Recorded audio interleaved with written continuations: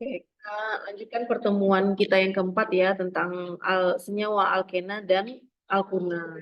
Ya, sebelumnya kita sudah berbicara tentang hidrokarbon ya. Hidrokarbon itu merupakan senyawa yang terdiri dari hidrogen dan karbon ya.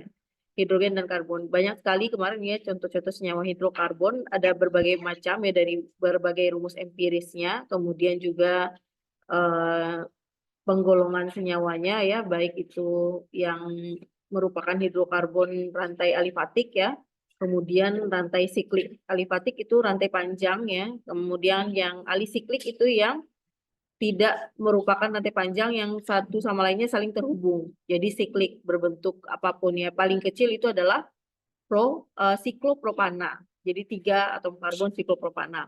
Nah, untuk yang hidrokarbon alkana kemarin adalah hidrokarbon yang memiliki gugus yang tidak memiliki ikatan rangkap.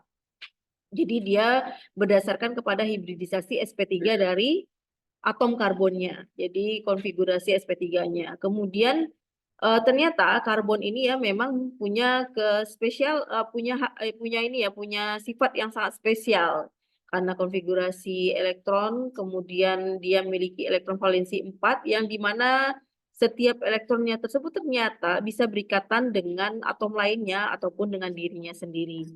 Nah, sehingga itu ya si karbon ini juga bisa membentuk ikatan dengan karbon, baik itu secara tunggal ya, yang kita sebut dengan alkana, kemudian ikatan rangkap dua itu alkena, kemudian ikatan rangkap tiganya itu adalah alkuna. Ini berdasarkan dari konfigurasi dari masing-masing elektronnya, di mana ketika dia berikatan rangkap satu tunggal, dia membentuk konfigurasi sp3, tapi ketika dia ikatan rangkap dua, dia membentuk konfigurasi sp2. Jadi di ininya cuman sp2, nanti dia berikatan rangkap dua dengan si karbon yang berikutnya. Kemudian ada hibridisasi sp. Ternyata dia juga bisa hibridisasi sp membentuk ikatan rangkap tilga atau kita kenal juga dengan alkuna. Ya. Nah, kemarin kita sudah alkana ya, sekarang kita masuk ke alkena dan alkuna. Nah, alkena itu merupakan senyawa hidrokarbon yang punya ikatan rangkap karbon dengan karbon, ikatan rangkap. Kalau kemarin ikatan tunggal, ikatan tunggal. Jadi cuma satu, pasangan elektronnya saling berpasangan itu cuma satu dengan karbon yang ini, dengan karbon berikutnya juga satu. Kalau ini dua, dua dari elektron karbon pertama, dua dari elektron karbon kedua, membentuk ikatan rangkap. Nah, ikatan rangkap ini terbentuk karena overlap ikatan theta dan ikatan phi pada orbital hibridisasi sp2. Nah, ikatan sp2 pada alkena akan membentuk sudut ikatan kira-kira 120 derajat. Ini maaf ya, 120 derajat. Kalau kemarin ini ya, karbon dengan karbon itu sebesar 100,9 derajat. Nah, senyawa alkena merupakan senyawa tidak jenuh. Nama lain alkena adalah olefin ya. Kalau kemarin dia lebih cenderung alkana lebih cenderung ini ya eh, hidrofob ya. Dia takut air atau lipofilik. Dia suka lemak ya. Dari kata olefiat ya, olefiat gas atau gas yang bentuk minyak. Jadi gas yang bentuk minyak. Yaitu nama lain untuk etilena. Jadi nama lain dari etilena. CH2, ikatan rangkap CH2. Nah, jadi memang ikatan rangkap ini dia dimulai dengan etilena. Karena metana itu hanya, maaf, metilena ya. Kalau metena tidak ada. Karena kan karbonnya hanya sendiri. Jadi cuman ada metana saja. Kalau untuk ikatan rangkap dua dan rangkap tiga itu dimulai dari etilena dan etiluna ya. Beberapa alkena rantai pendek biasanya memberi nama dengan nama yang lazim ya. Misalnya yang karbon 2 yang di sini nggak usah ini ya, nggak usah zoom. Ya, yang karbon dengan karbon ya itu dua karbon itu etilena, tiga karbon itu propilena, sedangkan untuk 4 karbon itu butilena. Nah, ini isobutilena karena ada percabangan, berupa percabangan.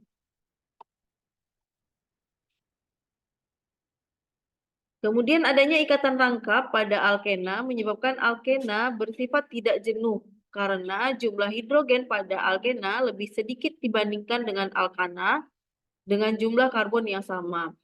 Nah, kalau misalnya kalau kemarin alkana itu ya dia ikatannya jenuh. Nah, jenuh. Kalau alkena dan alkuna itu tidak jenuh. Begitu juga dengan beberapa senyawa hidrokarbon yang berupa lemak, asam lemak ya. Asam lemak itu ada asam lemak yang jenuh dan asam lemak tidak jenuh. Karena asam lemak jenuh itu memang pada rantainya dia panjang. Jadi pada umumnya hidrokarbon juga banyak yang menyusun asam komposisi asam lemak. Nah, kalau misalnya pada yang asam lemak jenuh, dia tidak memiliki ikatan rangkap. Jadi beda ya, kalau ikatan rangkap dia menandakan dia tidak jenuh. Ketidakjenuhan inilah yang biasanya ya asam lemak tidak jenuh itu lebih baik dibandingkan asam lemak jenuh. Ya, begitu juga kalau yang alkena, alkuna, alkano itu nggak ada hubungannya dengan fisiologis tubuh ya. Kenapa?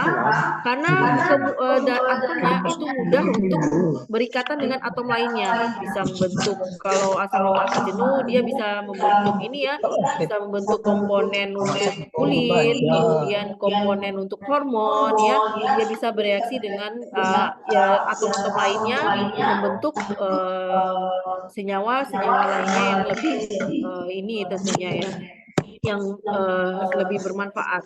Kemudian tapi beda ya, itu untuk yang lipid-lipid atau lemak-lemak. Sedangkan alkena mempunyai rumus umum CnH2n. Kalau kemarin alkana CnH2n plus 2. Sedangkan untuk alkena CnH2n. Kalau alkil kemarin adalah alkana yang kehilangan satu H-nya. CnH2n plus 1. Jadi hanya plus 1. Itu untuk alkil. Dan biasanya alkil itu muncul pada percabangan. Berbeda dari alkana yang memiliki rumus CnH2n plus 2, satu ikatan rangkap pada alkena terbentuk karena berkurangnya 2 atom hidrogen pada karbon. Jadi kalau biasanya karbonnya berikatan dengan 2 hidrogen atau senyawa lainnya, tapi kalau pada alkena 2 atomnya itu sudah disisakan untuk berikatan antara karbon dengan karbon. Jumlah ikatan rangkap pada alkena menunjukkan derajat ketidakjenuhannya. Senyawa alkena tersebut, jika ada lebih dari satu ikatan rangkap, maka jumlah hidrogennya akan semakin berkurang. Jadi semakin banyak ikatan jenuhnya, tentu jumlah hidrogennya akan semakin berkurang. Nah, biasanya dia memang lebih sifat polarnya makin tinggi, makin ini ya, makin cenderung. Contohnya, bila ada suatu senyawa dengan rumus molekul C8H14 dan diketahui senyawa ini merupakan senyawa alkena, maka kita bisa menghitung derajat ketidakjenuhan dari alkena tersebut dengan menghitung berkurangnya hidrogen dibandingkan dengan alkananya. Jadi dibandingkan alkananya ya, alkana dia semakin banyak atom karbonnya, hidrogennya juga semakin banyak, dia semakin jenuh, semakin tidak polar. Tapi kalau senyawa alkena semakin panjang rantainya ya, semakin hidrogennya berkurang, dia semakin polar. Itu beda itu dengan alkena ya. Alkuna juga hampir sama dengan alkana. Tapi berbeda dengan hidrogen ini ya, dengan H2O. Kalau H2O semakin banyak molekul hidrogen atau ininya dia semakin solid ikatannya ya, air ya. Air itu bukan H2O satu molekul aja gitu ya. Dia ada ikatan H2O dengan H2O lainnya. Nah, kalau misalnya H2O dengan H2O lainnya di mana itu hidrogen dengan oksigen tersebut menunjukkan kepolaran yang semakin tinggi kalau dia semakin banyak. Polar itu artinya senyawa yang larut dalam air ya. Kita sangat ini ya untuk senyawa-senyawa yang berhubungan dengan obat-obatan, kita sangat memperhatikan apakah kelarutan dari senyawa tersebut larut dalam air atau tidak. Nah, kalau yang larut dalam air tentu kita butuh, kalau dalam pembuatan sediaan berarti kita harus membuat sediaan yang larut dalam air. Tapi kalau tidak, berarti kita akan bentuk senyawa yang tidak larut dalam air menjadi senyawa yang yang gampang kita untuk absorpsinya nanti dengan membuat emulsi ya banyak sekali ya. Ya pada umumnya membuat emulsi ya, yang untuk senyawa-senyawa yang tidak larut dalam air. Kemudian ada juga dalam bentuk krim dan krim ya. Kemudian juga ada dalam bentuk salep ya seperti itu untuk senyawa-senyawa yang tidak larut dalam air. Alkana dengan anggota 8 karbon mempunyai rumus molekul C8H18 sehingga alkena yang mempunyai rumus molekul C8H14 menunjukkan berkurangnya 4 atom hidrogen dibandingkan dengan alkananya. Nah, ini untuk alkana ya ternyata alkenanya dia kurang 8 atomnya. Setiap ikatan merangkap menunjukkan berkurangnya 2 atom hidrogen sehingga senyawa alkena dengan rumus molekul C8H14 menunjukkan derajat ketidakjenuhan adalah dua dari senyawa tersebut memiliki 2 ikatan rangkap. Jadi dia ini memiliki ikatan beberapa senyawanya memiliki ikatan rangkap yang lebih dibandingkan senyawa alkananya. Alkuna adalah hidrokarbon yang punya ikatan rangkap 3 antara karbon dengan karbon. Alkuna paling sederhana adalah asetilena ya. Asetilena itu untuk penyebutan nama trivial untuk etunanya ya. Itu nama trivial. Kalau yang biasa kamu kenal itu adalah nama IUPAC ya, yang pakai istilah meta, eta ya, propa, buta itu sistem IUPAC. Sedangkan ya untuk asetilena, kemudian nama lainnya ya, nah itu namanya nama trivial biasanya nama perdagangannya. Suatu nama trivial dari etuna. Dalam alkuna, atom karbon yang punya ikatan rangkap 3 akan mengalami hibridisasi EsP. Dalam asetilena, ikatan rangkap 3 antar karbon membentuk ikatan linier dengan sudut 1800 ya. Rumus umum 180 derajat, maaf ya ini karena ini ya susah masukin ininya. Tadi 200 derajat, tapi setelah dia ikatan ini dia semakin berkurang sudutnya. Rumus umum untuk alkuna adalah CnH2n kurang 2. Jadi dikurang 2. Tadi kalau rumus empiris untuk alkana apa? Cn H2n plus 2. Kalau alkena Cn H2n Cn H2n saja alkena. Alkuna Cn dikurang 2 ya. Jadi sudah tahu ya kira-kira kalau misalnya dari rumusnya seperti ini ya, 8-nya dikeluarkan ya. Berarti ini Cn C8, Cn-nya 8-nya dikeluarkan ya. Ini plus 2 C8 memang kalau ini 8 karbon ya. Yang ini berarti 2N-nya, 2N 16 ya. Harusnya 16 ya ini ya. Ini harusnya 16 ya. Ini C8 ini plus 2 ya, 16 tambah 2 ini benar ini 16 ya. Ini enggak ada yang koreksi juga nih. Kalau misalnya ini dikurang 2 ya berarti C8 2N-nya kalau CnH2n apa tadi? CnH2n alkena ya. Ini harusnya 16 ya enggak ada pula yang proses ya. Kemudian CnH2n kurang 2 jadinya Alkuna. alkuna ya. Kalau misalnya 8 karbon berapa hidrogennya? 16. 14. Nah, ini alkuna ya.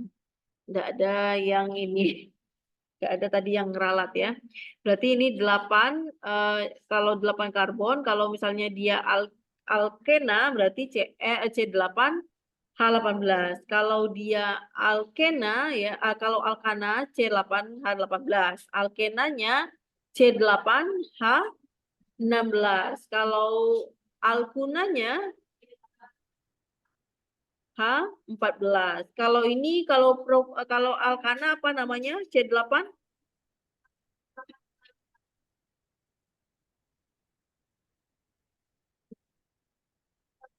okta Oktana. Kalau misalnya ini, kalau dia dua alkena namanya Oktuna. oktena. Kalau dia rangkap 3, oktuna ya. Udah bisa lah ya. Dari SMA juga udah belajar ya. Kemudian di dalam ikatan karbon rangkap ya, rangkap 2 maupun rangkap 3, ternyata dia punya bentuk isomer juga. Kalau kemarin kita belajar alkana ya, dia ada bentuk isomer di mana jumlah atomnya yang sama ya, tapi rumus strukturnya berbeda. Bisa jadi terjadi percabangan di antara mereka ya. Tapi kalau di dalam ikatan rangkap ini ya, rangkap 2 ataupun 3, isomernya berupa cis dan trans. Nah, apa itu isomer cis dan trans pada alkena? Isomer cis dan trans adalah suatu senyawa yang mempunyai rumus molekul dan letak ikatan atom-atom penyusunnya sama tetapi berbeda dalam penataan atom dalam ruangnya. Jadi dia itu punya nomor jumlah atom yang sama, tapi penataannya berbeda. Ya, kalau cis dia biasanya penataannya akan sama, setara. Tapi kalau trans dia akan berseberangan. Nanti kita lihat contohnya ya. Isomer cis dan trans akan terjadi apabila suatu atom karbon ikatan rangkap mengikat substituen yang berbeda dan ada substituen yang sama pada 2 karbon ikatan rangkap tersebut. Nah, kalau cis sama, sedangkan trans itu akan berseberangan. Misalnya pada 2 butena ya, masing-masing karbon ikatan rangkapnya akan mengikat hidrogen pada gugus metil. Isomer cis 2 butena terjadi apabila kedua substituen metil berada pada sisi yang sama. Jadi metilnya berada pada sisi yang sama. Nggak ada ya, whiteboard. Cis butena ya. Kemudian sedangkan pada trans 2 butena terjadi apabila kedua substituen metilnya berada pada sisi yang berlawanan ya. Nah, ini kira-kira seperti ini contohnya ya. Ini adalah cis di mana kedua metilnya ini adalah senyawa butena. Ada kamu malah bengong lihat muka saya ya. Ini lihat ada 4 karbon ya, 1, 2, 3, 4 ya, ada 4 karbon di sini. Ini kalau normalnya atau dia rantai panjang saja, ini 1, 2 butena. Tapi ternyata dia dalam strukturnya ya, dia punya isomer. Nah, isomer di mana isomer karbon ya, isomer karbonnya, metilnya, kalau berada pada posisi yang sama, si metilnya ini ya, berada pada sisi yang sama, itu dinamakan isomer cis. Tapi kalau misalnya si metilnya ini berada pada posisi yang berseberangan seperti ini, itu namanya adalah trans. Jadi sudah tahu ya kira-kira. Senyawa cis 2 butena dan trans 2 butena merupakan 2 senyawa dengan sifat fisik dan kimia yang berbeda. Sama halnya dengan isomer pada alkana. Dia walaupun jumlah molekulnya sama ya, tapi strukturnya berbeda, tapi pada kenyataannya memiliki sifat fisika dan kimia yang berbeda. Di mana biasanya yang memiliki percabangan ya, kalau misalnya pada alkana ya memiliki percabangan itu titik didihnya akan lebih kecil bila dibandingkan yang dia hanya rantai lurus saja. Nah, kalau di cis dan trans apa bedanya? Untuk senyawa trans lebih stabil dibandingkan dari senyawa cis. Jadi senyawa trans itu lebih stabil dibandingkan senyawa cis. Karena pada isomer trans, kedua gugus sama letaknya berjauhan sehingga tolakan antara kedua molekul menjadi lebih kecil. Sedangkan isomer cis dan trans dapat terjadi tidak hanya pada butena, tetapi juga pada senyawa alkena lainnya. Syaratnya adalah apabila pada ikatan rangkap mempunyai 2 gugus yang identik. Jadi asalkan 2 gugusnya identik. Misalnya ini ya, 2 gugus ini identik. Kenapa identik? Walaupun klor itu beda dengan metil. Karena sama-sama memiliki keelektronegatifan yang sama. Setidaknya yang di bawah dia punya yang identik antara hidrogen dengan hidrogen. Hidrogen dengan hidrogen keelektronegatifannya tentu sama ya. Sedangkan antara klor dengan metil itu memiliki keelektronegatifan yang memang hampir sama. Hampir sama juga. Jadi dia memang lebih mudah untuk ini ya tersubstitusi di sini ya. Nah, kalau dia berseberangan ini namanya trans, tapi kalau dia sama berhadapan itu namanya cis. Penamaan pada alkena digunakan nama alkana, tetapi akhiran ana diganti dengan ena. Sama seperti pada alkana, penamaan untuk alkena ya, langkah pertama yang perlu dilakukan adalah menentukan rantai induk yang merupakan rantai terpanjang, kemudian ditentukan substituen yang terdiri dari rantai induknya. Jadi terlebih dahulu tetap kita akan menentukan rantai terpanjangnya, kemudian kita baru menentukan substituennya atau percabangannya di mana. Nah, percabangannya di mana? Biasanya kalau untuk alkena ataupun alkuna akan dilihat mana yang paling dekat dengan ikatan rangkapnya. Kalau alkana kemarin dilihat mana yang paling dekat dengan substituennya untuk pemberian nomor. Kalau untuk alkena dan alkuna pemberian nomornya mulai dari yang paling dekat dengan ikatan rangkapnya. Bila jumlah ikatan rangkap lebih dari satu, maka diberi akhiran diena ataupun yang berikutnya ya triena ataupun tetra ya, tetra untuk 4 ya. Ini contohnya ya 1,3 buta diena. Ini karena ada 1, 2, 3, 4 karbon ya. Ini berbentuk lantai lurus, ternyata karbonnya, kemudian ikatan rangkapnya ternyata imbang antara belakang tuh sama-sama ada. Jadi bisa kita nomori dari sini. 1, 2, 3, 4. Nah, ikatan rangkapnya pada atom karbon pertama, kemudian pada atom karbon ketiga. Ini karbon 1 ya, ikatan rangkapnya 2, 3 atom karbonnya. Jadi 1,3 buta diena. Karena ikatan rangkapnya ada 2.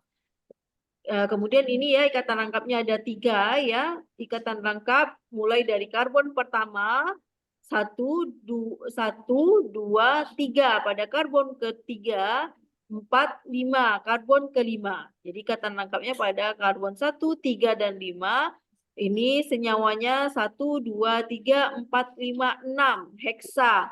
Ada 3 ikatan rangkapnya heksa, tri, ena. Letak ikatan rangkap dinyatakan dengan memberi nomor awalan untuk menunjukkan posisi ikatan rangkap. Jika pada rantai alkena terdapat gugus fungsional yang memiliki prioritas tata nama yang lebih tinggi, maka penomoran dimulai dari karbon yang memiliki dekat dengan gugus fungsi tersebut. Jadi apabila dia punya gugus fungsi yang lebih elektronegatif biasanya ataupun yang memang dia lebih prioritas atau ya lebih biasanya prioritas ditentukan dari keelektronegatifannya. Nah, itu penomorannya akan dimulai dari sana dulu. Nomor awalnya menunjukkan atom karbon yang dari mana ikatan rangkap tersebut berasal. Nah, ini 5 heksena 2 ol ya, di mana dia dimulai penomorannya dari karbon yang memiliki prioritas yang paling utama atau keelektronegatifannya paling tinggi. Ini oksigen dan hidrogen ya memiliki kecenderungan atau keelektronegatifan lebih tinggi dibandingkan metil. Nah, jadi dimulai dari karbon yang paling dekat dengan oksigen dan hidrogen ya. Ini dalam bentuk senyawa alkoholnya. Ya, ini senyawa alkoholnya. Kemudian ini juga seperti ya klor juga memiliki keelektronegatifan yang lebih tinggi sehingga penomoran akan dimulai dari klor yang paling dekat. Kalau ini penomorannya dimulai dari belakang seperti ini ya, dari atom yang memiliki keelektronegatifan yang paling besar atau pentanoat ya, atau ini karboksilatnya atau senyawa ini ya karboksilat ya, asam karboksilat. Makanya di sini asam 2 pentanoat. Nah, karena dia punya pentenoat ya, karena ada ikatan rangkapnya. Penamaan untuk sikloalkena hampir sama seperti pada alkena, tetapi sikloalkena tidak memiliki ujung sehingga ikatan rangkap pada sikloalkena akan menempati posisi pada C1 dan C2. Ini contohnya nanti bisa dilihat sendiri ya. Ini masih banyak ternyata slide saya nih. Bila alkana yang menjadi substituen dikenal dengan nama alkil karena kehilangan satu hidrogennya ya. Jadi kalau misalnya alkana yang menjadi substituen ya kehilangan satu hidrogennya atau sebagai percabangan ya, substituen itu adalah istilah untuk percabangan ya, dikenal dengan nama alkil. Tapi alkena yang menjadi substituen dikenal dengan alkenil ya. Beberapa gugus alkenil mempunyai nama trivial yang sering digunakan yaitu metilena, vinil ya. Vinil ini komposisi pada cat biasanya ya banyak, kemudian alil ya.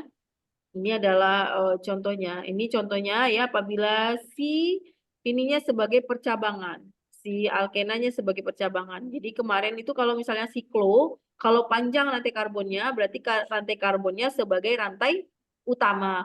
Tapi kalau siklonya lebih banyak karbonnya, berarti si siklonya yang menjadi rantai utama. Sedangkan yang substituennya adalah si karbon yang menjadi substituennya. Seperti ini ya. Metilena siklopentana. Jadi ini metilena karena satu atom karbon ya. Senyawa alkenil ya. Sedangkan siklonya adalah siklopentana. Ini vinil klorida ya, vinil klorida nama lain dari alkenil ya. Kemudian ini alil bromida. Jadi bisa diberi nama seperti itu. Biasanya berhubungan dengan nama trivial. Tata nama pada alkuna pada dasarnya sama seperti alkena, di mana tapi akhiran ana pada alkana akan diganti dengan una. Ikatan rangkap 3 mendapatkan nomor posisi pada rantai induknya apabila ada gus fungsional yang lebih tinggi prioritasnya, maka penomoran dimulai dari ujung yang paling dekat dengan gugus fungsi tersebut. Jadi yang paling dekat dari gugus fungsinya itu diberi penomoran. Kalau tetap ya sama dengan alkena ya, dilihat terlebih dahulu mana rantai karbon yang paling panjang. Penomoran dimulai dari karbon yang memiliki ikatan rangkap. Namun apabila ada kecenderungan seperti ini ya, ada dia gugus yang dia lebih prioritas atau memiliki keelektronegatifan yang lebih tinggi, dia akan diberi nama dari senyawa yang karbon yang paling dekat dengan yang memiliki gugus yang memiliki keelektronegatifan yang paling tinggi. Ya. Oh ya. Dalam tata nama trivial, alkuna yang paling sederhana adalah asetilena, sehingga gugus yang terikat pada ikatan rangkap asetilena dianggap sebagai substituen atau percabangan. Nah, tadi setelah kita kenal ya bagaimana pemberian nama ya, kira-kira kamu sudah bisa ya dikasih contoh, kemudian saya tanya ini apa namanya? Udah bisa atau perlu latihan? Baik, nanti saya akan kasih tugas ya untuk latihan ya, karena bisa diterapkan kalau 50 menit itu saya rasa nggak cukup, saya nyoret-nyoret di sini udah selesai. Ini masih ada slide saya aja masih 22, ini baru 11 ya. Oh. Ya, nanti saya kasih latihan aja ya untuk kamu ya. Sifat fisik alkena dan bagaimana sifat fisika ya atau sifat fisik dari alkena dan alkuna. Untuk sifat fisik dari alkena dan alkuna praktis identik dengan alkana ya. Jadi hampir mirip dengan alkana untuk padanannya atau pada umumnya. Alkena suhu rendah akan berbentuk gas. Jadi alkena dalam bentuk karbon yang kecil ya, jumlah karbon kecil dia tetap berbentuk gas. Sama seperti alkana kemarin. Jumlah karbon kecil dia berbentuk gas ya. Kemudian suku tengah ya berbentuk cair ya. Kemarin karbon 4 sampai karbon 8 sampai 14 kalau saya nggak salah ingat ya. Karbon 4 sampai 18 karbon. Nah, ini bentuk cair, hampir sama dengan si alkena dan alkuna. Kemudian rantai panjang ya, paling panjang itu adalah berbentuk padatan. Jadi semakin panjang ya bentuk ininya fisiknya juga berubah-ubah. Adanya percabangan dalam alkena dan alkuna akan menurunkan titik didih sama seperti halnya pada alkana. Jadi percabangan atau kekurangan elektron valensinya ya yang tidak berikatan Kalau alkana dia memiliki titik didih yang paling tinggi dibandingkan alkena kemudian alkuna.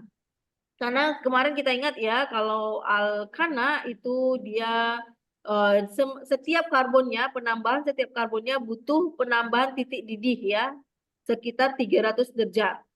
Nah, begitu kalau alkena karena karbonnya berikatan 2, elektron valensinya dia berikatan 2, jadi dia memiliki titik didih yang lebih rendah bila dibandingkan dengan alkana.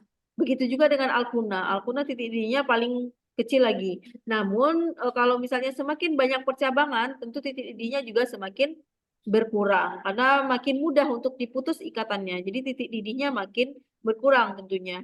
Alkana, alkena, dan alkuna merupakan senyawa non-polar, tetapi alkena, alkuna sedikit lebih larut dalam air dibandingkan alkana. Jadi sedikit lebih larut dari alkana. Reaksi alkena dan alkuna ada reaksi adisi ya sama reaksi adisi atau reaksi penambahan ya. Adisi tersebut bisa dengan adisi dengan hidrogen ya. Kemudian adisi dengan halogen. Halogen ini adalah halogen golongan 7A. Mikir dulu Bu, apa ya? Golongan 7A ya. Kemudian ada adisi dengan hidrogen halida atau HX, hidrogen halida. Yang ini dengan hidrogen dengan halogen aja. Halogen itu biasanya kalau adisi dengan hidrogen H2. Berarti penambahan dengan H2. Jadi nanti substitusinya ikatan alkena nanti akan disubstitusi dengan hidrogen dengan adisi dengan hidrogen ya dengan penambahan katalisator ini ya platina dan nikel ya. Ini dapat membentuk alkana bentuk senyawa alkana. Jadi ikatan tangkapnya akan diambil alih dengan hidrogen. Tapi butuh katalisator. Nah, sedangkan ya untuk adisi halogen juga sama ya. Halogen itu adisi hidrogen dengan bromin ya, dengan 2 Br2 ya ataupun klorin ya, Cl2. Nah, itu akan membentuk senyawa alkil halida. Kemudian adisi dengan hidrogen halida ya atau HX, HX akan mengadisi ikatan rangkap pada alkena dan menghasilkan alkil halida. Begitu juga dengan alkuna akan mengalami reaksi adisi dengan HX seperti pada alkena. Reaksi dengan HX atau hidrogen halida ini ya, misalnya HBr ya, HCl ya. HBr itu hidrogen bromida, HCl hidrogen klorida, HI hidrogen iodida. Ida ya masih di SMA ada tata namanya ya. Pada contoh reaksi di atas ya, karena letak ikatan tangkap simetris, maka hanya akan terbentuk satu jenis senyawa alkil halida saja. Bagaimana ini jadi dari hasil alkena ataupun alkana dengan hidrogen halida itu tetap akan terbentuk senyawa alkil halida, tapi hanya satu senyawa alkil halida aja. Hidrogennya biasanya akan bebas, kadang juga berbentuk hidrogen oksida atau hidrogen atau air ya. Kemudian ada adisi dengan borana ya. Ini borana ya, di borana B2H6 ya adalah suatu gas toksik yang dalam dietil eter akan berdisosiasi dengan borana atau BH3. Borana akan bereaksi dengan cepat dan kuantitatif dengan alkena membentuk organoborana atau R3B. Reaksi adisi borana berlangsung dalam 3 tahap. Pada tiap tahapnya satu gugus alkil ditambahkan dengan borana. Jadi setiap gugus satu alkilnya akan ditambahkan dengan borana atau yang ini ya B. Kemudian ada reaksi oksidasi. Reaksi oksidasi itu adalah reaksi pembakaran.